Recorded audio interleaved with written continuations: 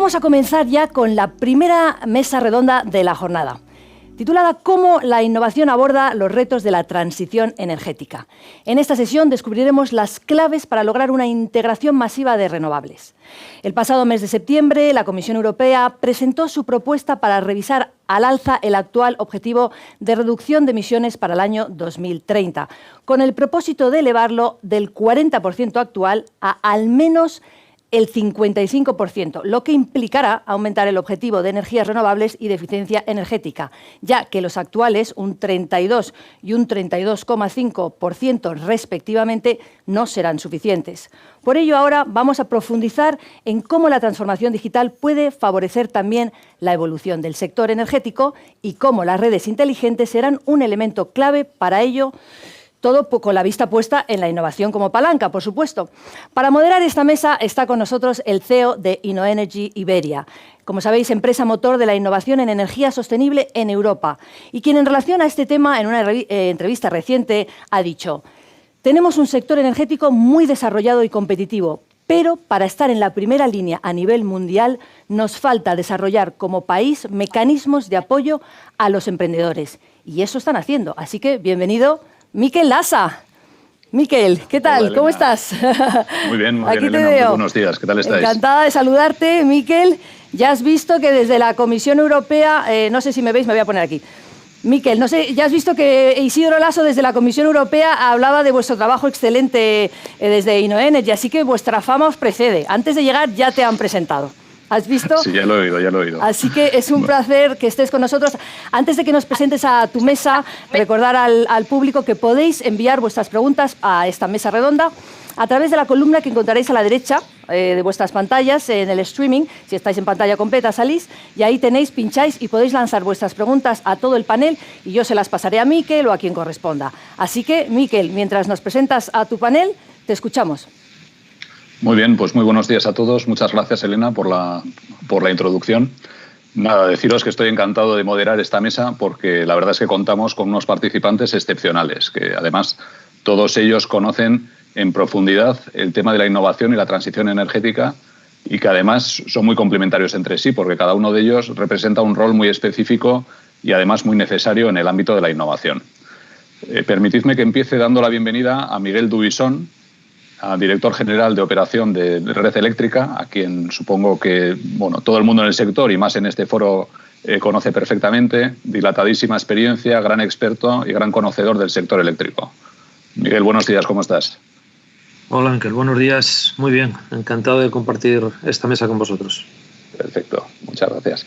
Pues nada, y en segundo lugar, me gustaría dar la bienvenida a otra persona que está haciendo también una labor extraordinaria.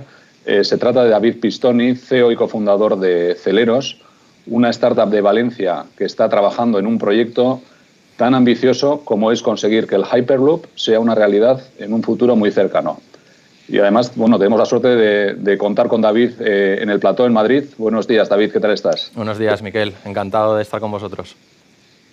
Muy bien, perfecto.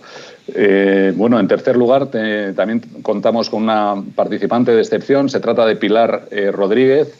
Pilar es directora de Estrategia, Innovación I+D en Altran, que, como bien sabéis, es una ingeniería que trabaja en distintos sectores, también, por supuesto, en el de la energía, y colabora con muchas empresas.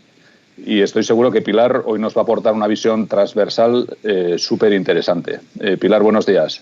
Buenos días. En primer lugar, agradeceros por la invitación a participar en este panel a Elewit, y la verdad que realmente en estos días hemos ido siguiendo un poco el calentamiento de esta sesión y es excepcional el trabajo que estáis haciendo.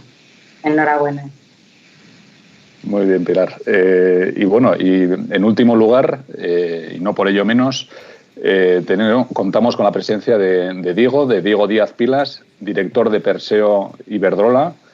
Y Diego, creo que no me equivoco si afirmo que probablemente eres una de las personas con más experiencia y conocimiento en nuestro país sobre el corporate venturing en general.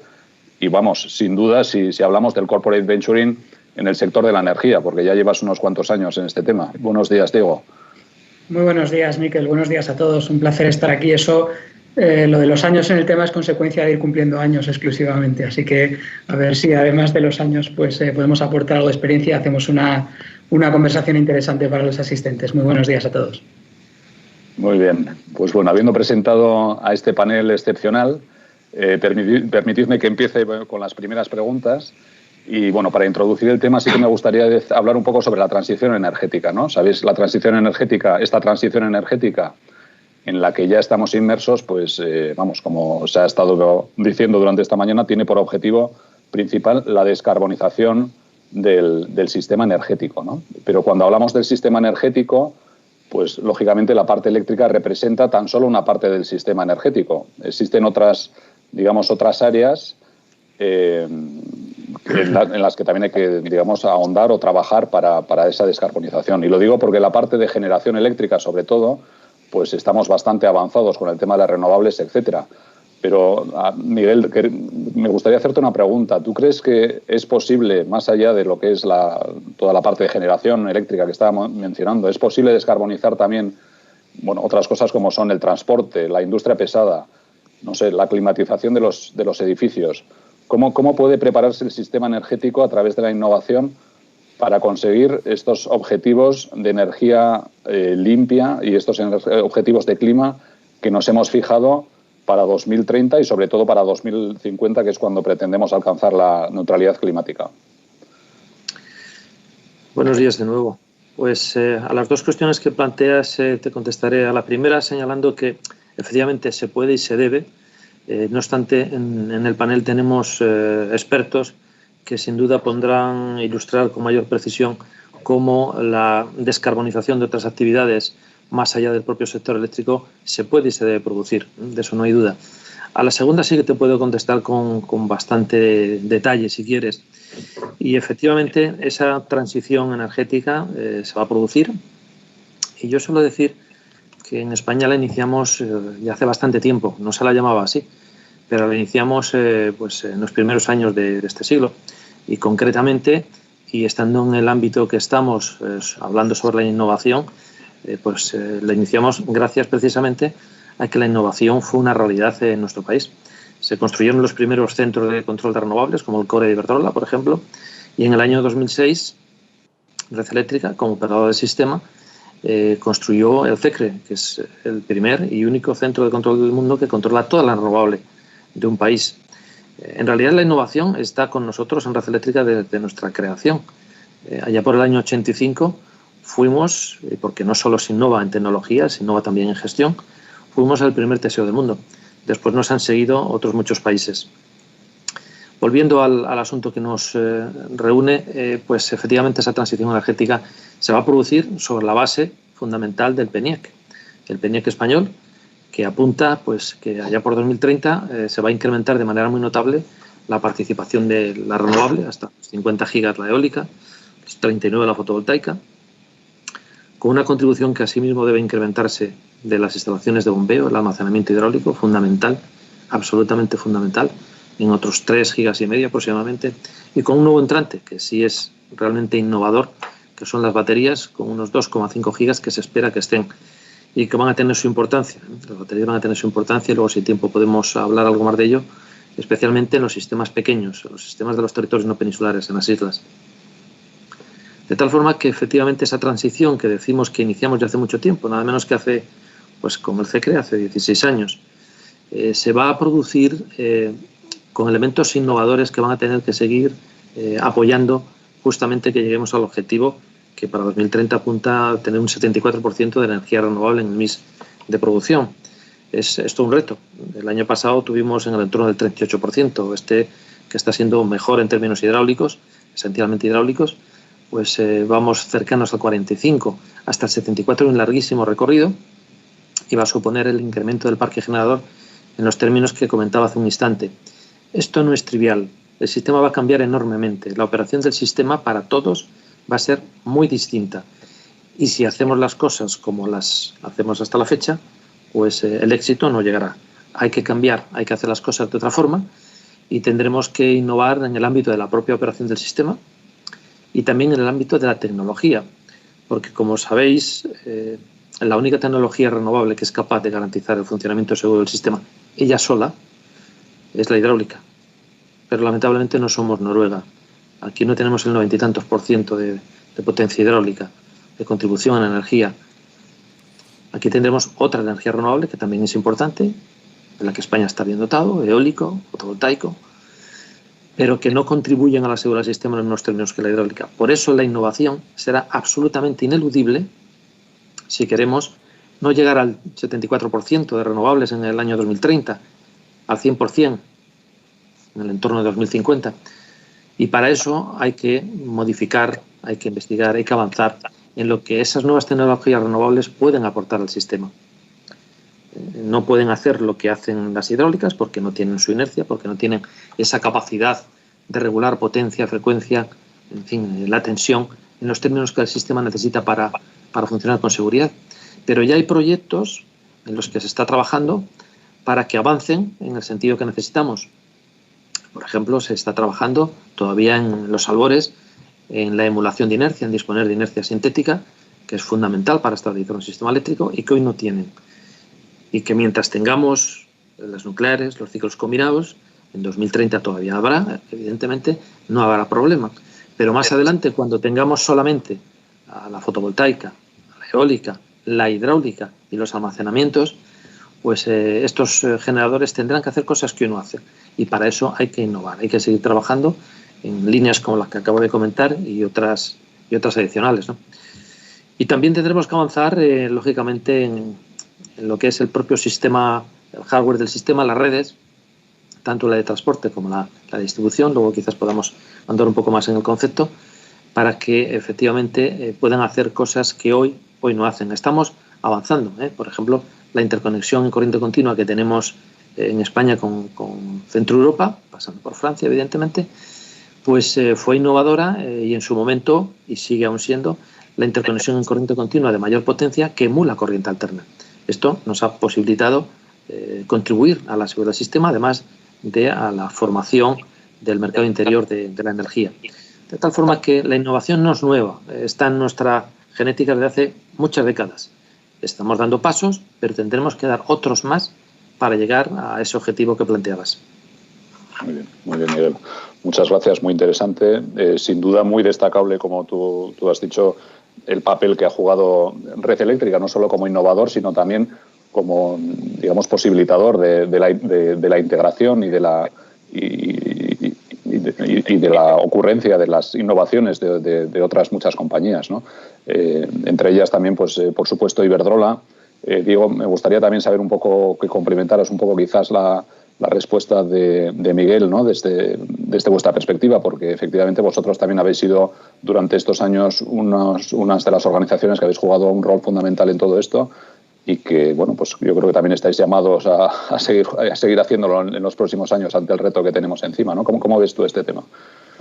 Sí, yo creo que, estoy totalmente de acuerdo con las cosas que ha ido comentando Miguel. Yo, por completar un poco, ¿no? Hasta aquí hemos hablado, si quieres, de descarbonización del sistema eléctrico, ¿no? Nosotros en Iberdrola, pues por hacer también un poco de historia, pues hace 20 años empezamos a invertir en renovables, acabamos de anunciar un plan muy ambicioso de 75.000 millones de euros en los próximos 5 años de inversión en todo el mundo.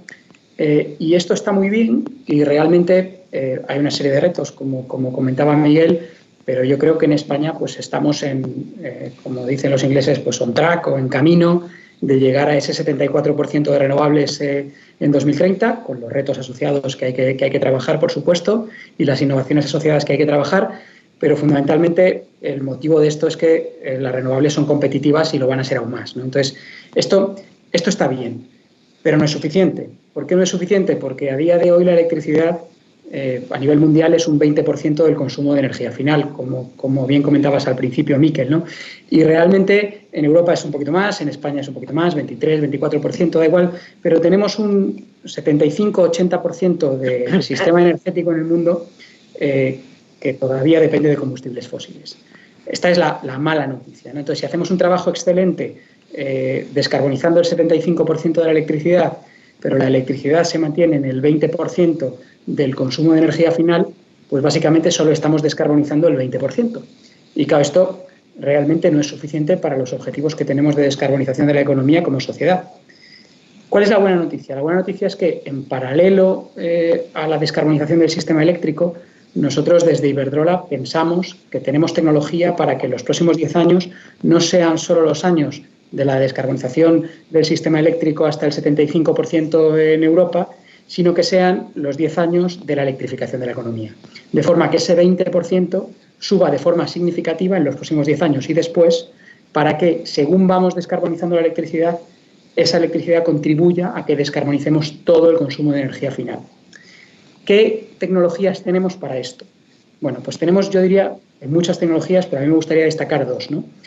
Las baterías de las que Miguel ha hablado antes, un poco en el contexto del sistema eléctrico, yo voy a hablar de ellas un poco más en el contexto de la electrificación.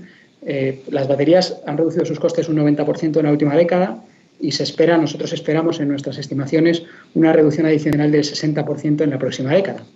¿Con esto qué conseguimos? Con esto nosotros pensamos que en los próximos 10 años el transporte ligero, el transporte medio y gran parte del transporte pesado por carretera puede descarbonizarse de forma eficiente en costes mediante su electrificación. Y esto es muy importante porque, de nuevo aquí, si vamos haciendo las cosas en paralelo y al mismo tiempo que descarbonizamos electricidad, metemos electricidad en el transporte, estamos de forma efectiva descarbonizando el transporte. Siguiente tecnología, la bomba de calor. El calor es aproximadamente un 50% del consumo de energía final en la Unión Europea.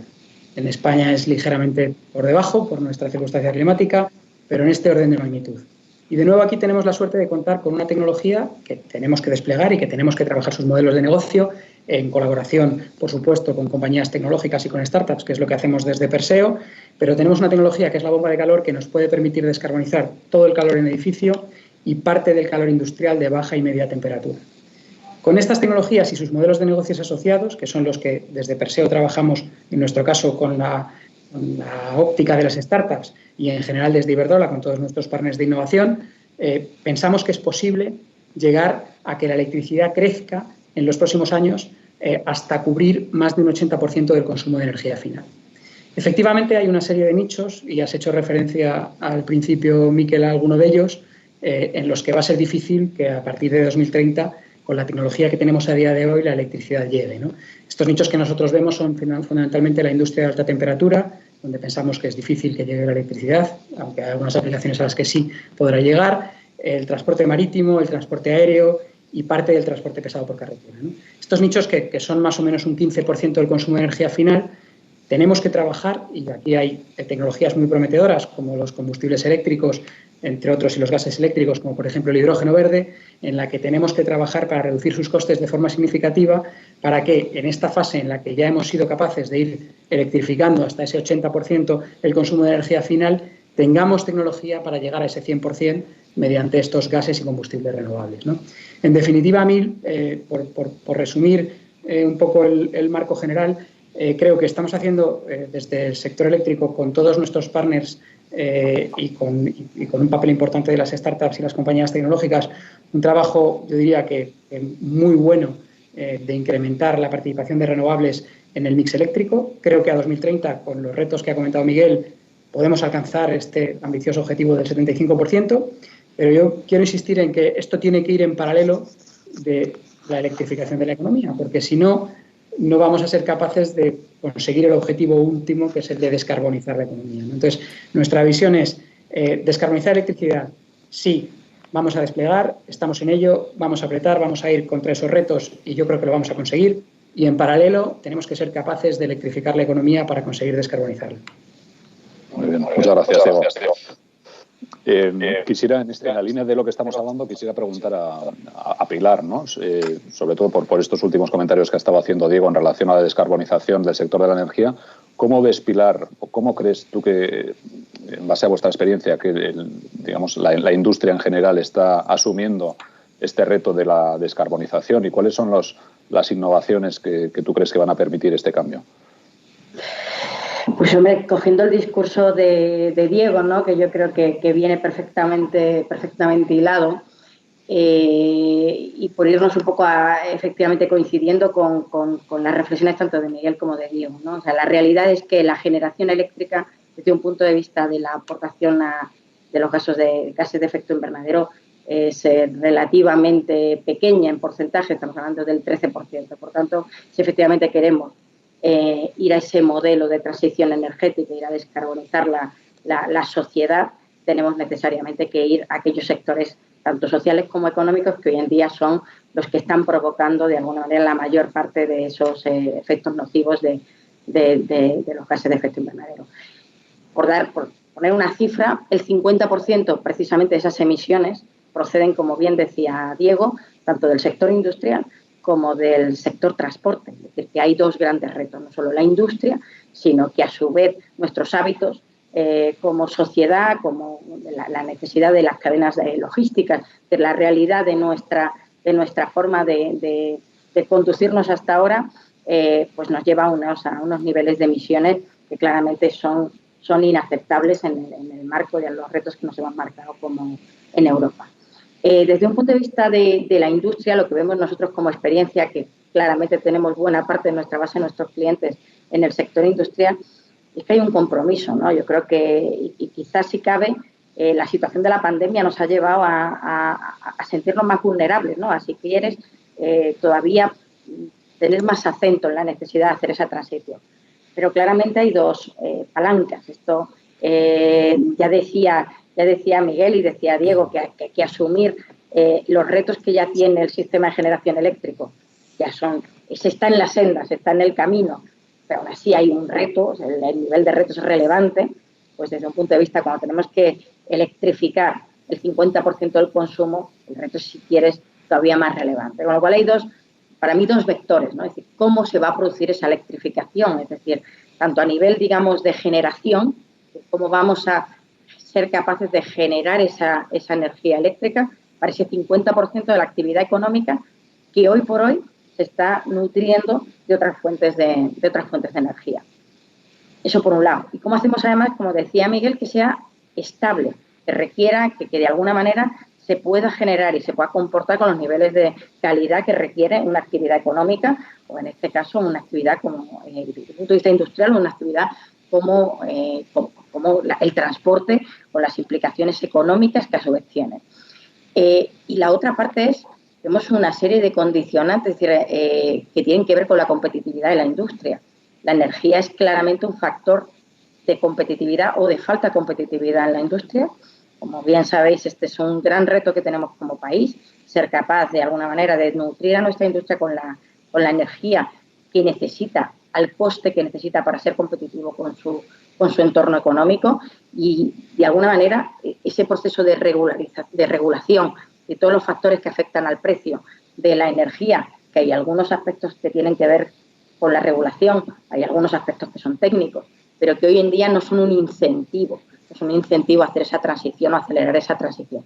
Yo creo que si se pone foco, y no es pequeño el reto que tenemos como sociedad, yo creo que sí tenemos una industria comprometida, y quizá también como sociedad hemos visto las orejas al lobo, ¿no? Hemos visto la necesidad de cambiar nuestros hábitos de comportamiento, nuestros hábitos de transporte, y yo personalmente creo que, siendo muy challenging los objetivos hasta el 2050, creo que estamos en la senda tanto de alguna manera, llamémosle psicológica, como el compromiso de las organizaciones. Yo creo que aquí hoy hay representados en este panel, pues quizá no está, digamos, el usuario final de la industria, pero tenemos un representante, en este caso, de la industria del transporte, donde se están haciendo grandes innovaciones para cómo reducir y cómo eficientar el consumo energético en un ámbito tan relevante como es el ámbito del transporte, y tenemos representados a los grandes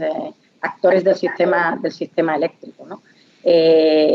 Yo personalmente creo que hoy en día este es un tópico que está de máxima nivel de actualidad, de máximo nivel de compromiso, y sí creo que para esto solo hace falta que todos los alineemos y que los grandes tiremos de los pequeños en esa línea de que es necesario activar la innovación, y la innovación va a venir de acelerar a todo el conjunto de actores y especialmente de las startups. Muy bien, Pilar, muchas gracias. Bueno, en ese sentido, David, yo creo que se está mencionando últimamente bastante todo el tema del transporte. Pilar estaba diciendo que los grandes tienen que traccionar a los pequeños. Bueno, nos lo han dejado en bandeja, ¿no? Para preguntarte un poco cómo visualizáis vosotros desde Celeros el futuro del transporte, y qué rol puede jugar una solución tan innovadora como el Hyperloop. El Hyperloop en el que vosotros estáis trabajando. Cuéntanos un poquito, David.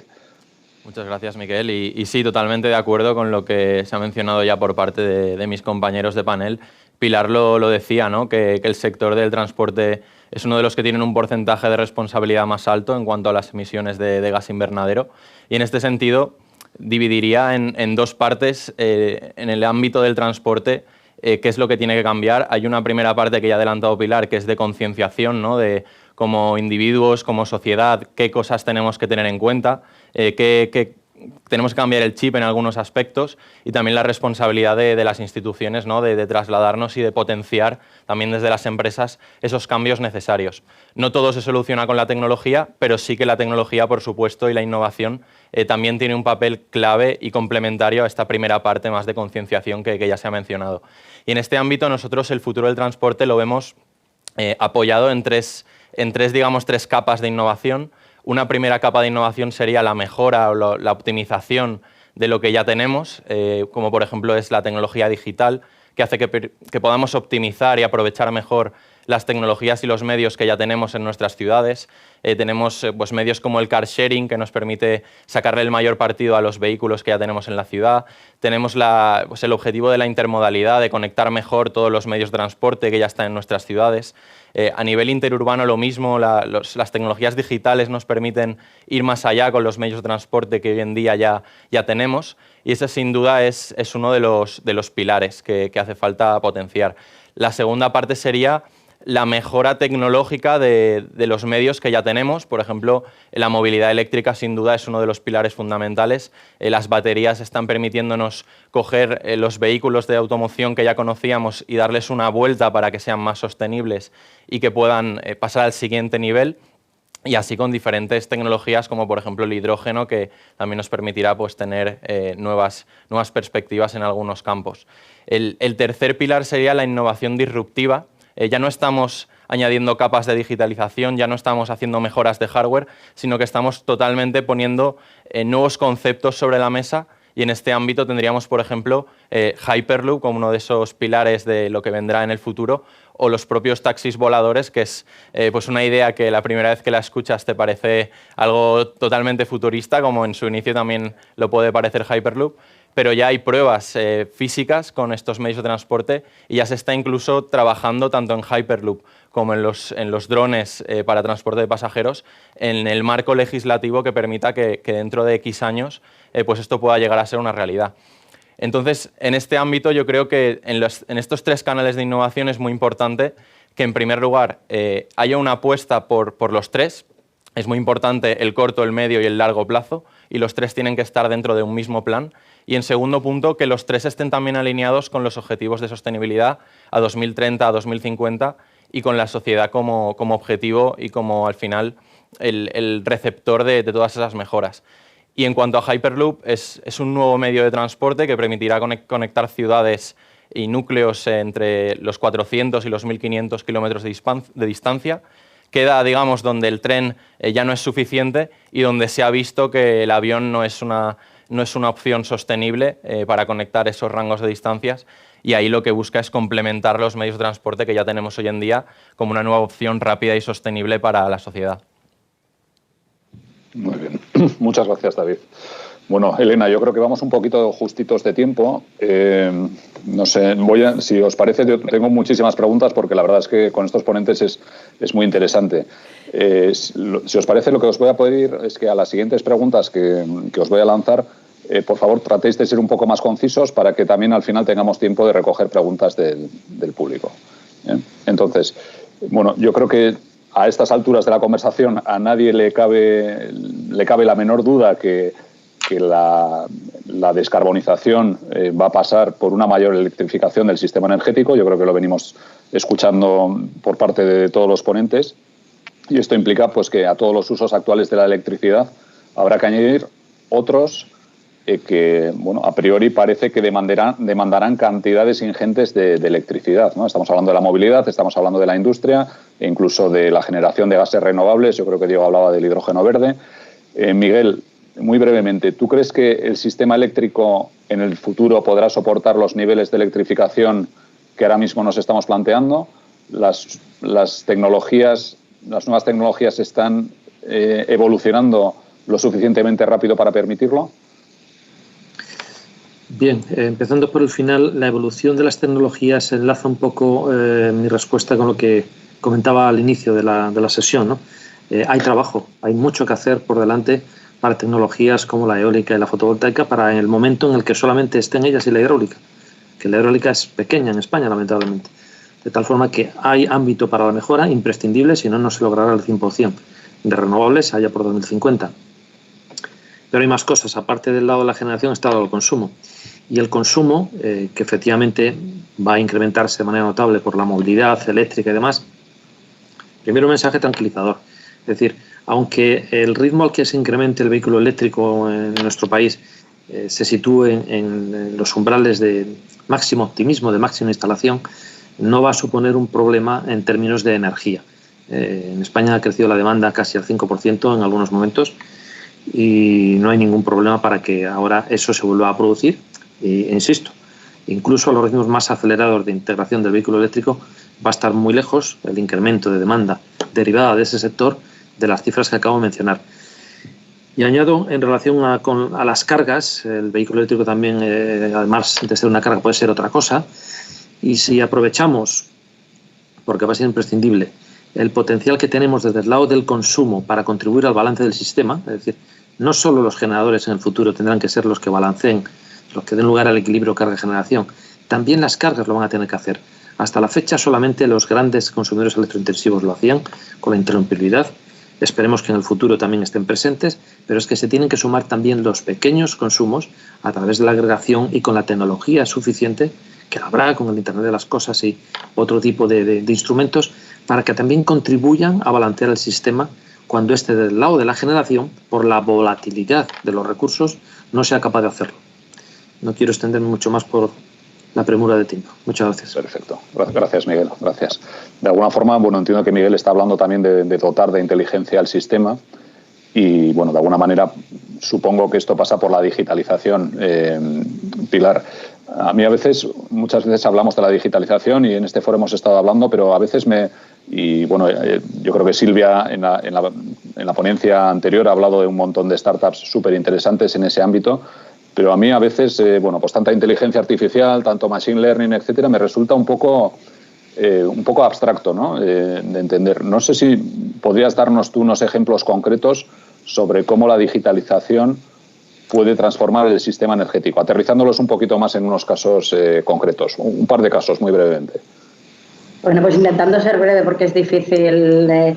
Yo quizá, centraría el foco en el usuario final, ¿no? Creo que un claro caso de la digitalización, además es que digital es que ya no se exige el propio consumidor que el sistema aguas atrás se digitalice, en la medida que el consumo acaba siendo monitorizado por el usuario final. Yo creo que es un elemento tanto a nivel particular o a nivel residencial como a nivel industrial. La necesidad, o sea, la utilización de Big Data, de analítica de datos, del IoT, la utilización de sensórica permite dotar de una inteligencia y darle de nuevo el poder de alguna manera al usuario final, que es capaz de controlar sus consumos, es capaz de monitorizar, de cambiar sus hábitos para adaptarlos en aquellos momentos y que claramente en la línea de lo que decíamos aquí hace falta preparar el sistema y hace falta conciencia. Yo creo que la digitalización permite la concienciación en la medida que, confronta, que pone frente a frente la realidad de nuestros hábitos de consumo, ¿no? Y en el extremo, quizá en la parte, más alejada del consumo final o de la industria, quizá está la importancia como caso concreto, por ejemplo, que tiene pues la utilización de tecnologías de todo tipo pues para la monitorización, por ejemplo, de redes, ¿no? Y de hoy en día la instalación de sensores, la utilización de drones, la colaboración o los enjambres de drones, vigilando, identificando preventivamente problemas en la utilización del sistema, es claramente un avance que antes requería de cortes elevados de tiempo de suministro, con lo cual de alguna manera es un avance muy grande. Muy bien, muchas gracias, Pilar. Bueno, me gustaría cambiar un poquito de tercio y me gustaría hacer una pregunta a Diego. Muchas veces cuando hablamos de innovación, como ha sido, bueno, como está siendo el caso ahora, ¿no? Igual a veces tendemos a asociarlo mucho con tecnología en abstracto, ¿no? Pero tú que estás acostumbrado a evaluar muchas empresas y, como he dicho antes, llevas mucho tiempo en esto, muchas empresas innovadoras, muchas startups, me imagino que más allá de la tecnología o de las capacidades Hemos perdido a Miquel. Hemos perdido a Miquel. Sí. Sí, Miquel. Sí, hola. Hemos perdido a Miquel. Bueno, Sí. no. Mientras Miquel vuelve... Ahora, ya te vuelve. Ya ha vuelto. Disculpad. Bueno, no sé dónde me he quedado. Estaba haciendo una pregunta a Diego en el sentido de, bueno, pues esta relación a veces que establecemos entre innovación y tecnología, ¿no? Y quería que Diego nos explicara un poco, vosotros cuando evaluáis startups, cuando os llegan proyectos innovadores, cuando evaluáis esa capacidad, digamos, de las startups de llevar la innovación al mercado, ¿en qué os fijáis? ¿Qué creéis que es lo importante? Sí, yo, como me has pedido brevedad, voy a contestar con 3 palabras y luego ya elaboro durante 60 segundos. Miramos, sobre todo de cara a hacer una alianza a más largo plazo y a una inversión, miramos fundamentalmente 3 cosas. La primera es el equipo, la segunda es el equipo y la tercera es el equipo. Y esto es nuestra visión de este mundo, ¿no? La tecnología es necesaria, pero lo que marca la diferencia en nuestra visión y en estos 12 años que llevamos trabajando entre las startups exitosas y las que no lo son, habitualmente es el equipo y no la tecnología, ¿vale? Esto es nuestra visión.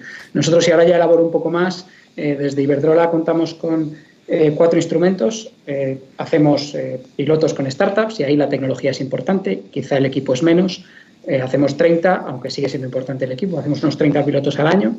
El segundo instrumento que tenemos es la inversión y aquí sí que nos fijamos fundamentalmente en la capacidad del equipo para llevar el proyecto hacia el éxito y nosotros, digamos, ser una parte de ese éxito y que sea mutuamente beneficioso. El tercer instrumento son nuestros retos. Aquí buscamos innovación de forma un poco más abierta, viniendo del mundo startup. Y aquí, pues quizá el equipo es menos importante, pero desde luego es importante para las innovaciones que después nos llegan, ¿vale? Que construyen las compañías. Y el cuarto instrumento, y ya con esto termino, es un instrumento que lanzamos, pues ha salido en prensa hoy y aprovecho para daros la exclusiva, es nuestro Venture Builder, que es Perseo Venture Builder, ¿vale?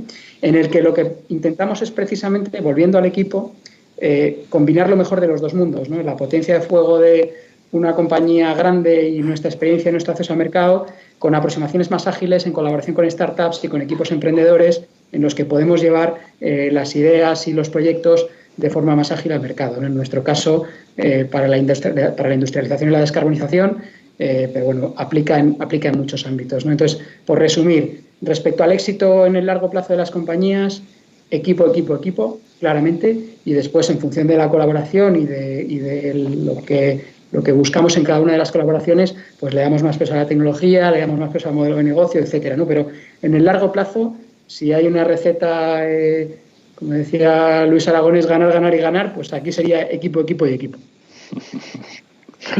Muy bien, Diego. Muchas gracias. Bueno, ya para terminar con esta ronda de preguntas y antes de dejar paso a las preguntas que me supongo que Elena está recopilando por ahí, la propia Elena antes hablaba del ecosistema, ¿no? De cómo estamos hablando de ecosistemas de innovación, etcétera. Me gustaría pedirle a David que comentara muy brevemente cuál es su percepción frente al ecosistema en España y en Europa, pero sobre todo en España, ¿no? Tú cuando estás durmiendo, ¿qué es lo que te quita el sueño? ¿Qué crees que debería mejorar? Entiendo que hay muchas cosas que te quitan el sueño en una aventura como la vuestra, pero ¿hay algo que tú crees que pudiera tener arreglo a nivel sistémico, que deberíamos mejorar, en España a nivel innovación? ¿Dónde ves tú las necesidades que podrían ser resueltas, de esta forma? Gracias, Miquel. Y bueno, yo creo que en los últimos años lo que es el ecosistema español ha mejorado muchísimo. Desde cuando yo estaba en la universidad recuerdo las primeras veces que escuchaba sobre emprendimiento ahora ha cambiado mucho por historias de éxito, ¿no? Tenemos unicornios españoles, eso nos ha hecho creernos un poco más ya capaces de este tipo de innovaciones, de este tema de las startups, ¿no? Y aparte desde el punto de vista internacional se nos ha posicionado mucho mejor. Y retos, pues sí que quedan retos, por supuesto. Yo destacaría 2 puntos. El primero sería, los ecosistemas ya se han mencionado mucho hoy, creo que son la clave de que todo esto pueda funcionar. Creo que desde las universidades nosotros pues percibimos que, por ejemplo, el modelo estadounidense, universidad, startup, grandes corporaciones, hace falta también integrarlos un poco más, en aprovechar esa investigación de las universidades para que se convierta en innovación de una forma más ágil y que el talento de las universidades tenga un acceso más rápido a las empresas y las empresas puedan aprovechar también más ágilmente ese talento. Ese sería uno de los puntos que nosotros vemos que podría potenciarse, aunque ya está en camino, y nosotros somos un ejemplo de startup que nace de una universidad. Y el segundo punto quizás sería más relativo a la inversión. Ha habido muchísimas mejoras también, pero quizá destacar dos pequeños retos que aún nos quedan, que sería la inversión en el ámbito de lo más industrial, ¿no? Del hardware, quizás también en farmacia, biotecnología, en proyectos que tienen unos tiempos de mercado un poco más largos. Quizá nos hace falta un poco más de recorrido, ¿no? Y de apostar un poco más por este tipo de proyectos que al final pues, generan industria y generan un beneficio muy potente a largo plazo. Y quizá también pues, esas inversiones de una envergadura mayor, que son las que permiten que los proyectos muy exitosos pues puedan llegar al final a esos unicornios de los que hablamos con un capital nacional, ¿no? Que no tengamos que externalizar, hay que internacionalizarse, pero quizá no dependiendo de recursos internacionales en su mayoría, que podamos desde España pues poder también empujar esos grandes proyectos que nacen desde el nicho de lo que es una startup. Sin duda, por volver a recoger como iniciado, la mejora a nivel nacional ha sido increíble, los ecosistemas también, y bueno, nosotros, nuestra alianza con Elewit va un poco también en esa línea, ¿no? De apoyarnos en referencias que ya saben cómo se funciona en nuestro ámbito para aprender y seguir creciendo. Muy bien, David, muy bien. Pues totalmente de acuerdo con tus comentarios sobre la evolución. Y me quedo también con esto que dices, muy importante, de que quizás nos falta un poco esa visión de largo plazo, ¿no? Bueno, ya no solo en innovación en general, pero concretamente también en innovación, esa visión de largo plazo a la que tú apuntas, yo creo que también es muy interesante. Muy bien, pues yo creo que casi nos estamos comiendo todo el tiempo. Le paso la palabra a Elena porque me imagino que habrá alguna pregunta por ahí para nuestros contertulios. Miquel, sí, gracias. Hay preguntas, aquí hay mucha chicha y mucha plancha tenemos aquí, porque tenías un pedazo de panel que siempre nos falta tiempo para estas cosas. Entonces, voy a lanzar además una encuesta, una pregunta que voy a hacer a vosotros y a todo el público. Atención pregunta. Y luego os pregunto a ver qué me decís. La encuesta es la siguiente, la tengo aquí, mira. De las siguientes áreas estratégicas, en este momento, ¿cuál crees que es la más prioritaria para las empresas energéticas? Os voy a dar 1, 2, 3, 4, 5 posibilidades, ¿vale? A toda la mesa y al público. El público podéis votar en la página web, al final abajo pinchas, hay un contador y tenemos 2 minutos. Ahí abajo lo buscáis, que es muy fácil. Adelante, las opciones son, os repito, ¿cuál crees que es la más prioritaria, ¿no? De las siguientes áreas para las empresas estratégicas? A, situar al ciudadano en el centro de sus actividades. B, lograr la electrificación de la sociedad. C, facilitar la transmisión y accesibilidad de la información. D, alcanzar la integración de las energías renovables en el sistema eléctrico. Y E, conseguir el desarrollo y gestión inteligente de los activos. Madre mía la cantidad de estas. Veo a Miquel pensando. Yo que me he quedado aquí para acompañar a David, que le teníamos aquí solo en este plató maravilloso, he venido aquí y ya sabes que además a mí me encanta, a David no hago más que presentarle y darle premios en todos los escenarios del mundo. No le he visto nunca fuera de un escenario, de un plató. Creo que también está por ahí. Pero bueno, David, tú venga, te paso la encuesta para que... Dice, no me acuerdo, venga, ¿cuál de las opciones eliges? Y luego, Miquel, que tú mucho preguntas, pero hoy no has contestado nada.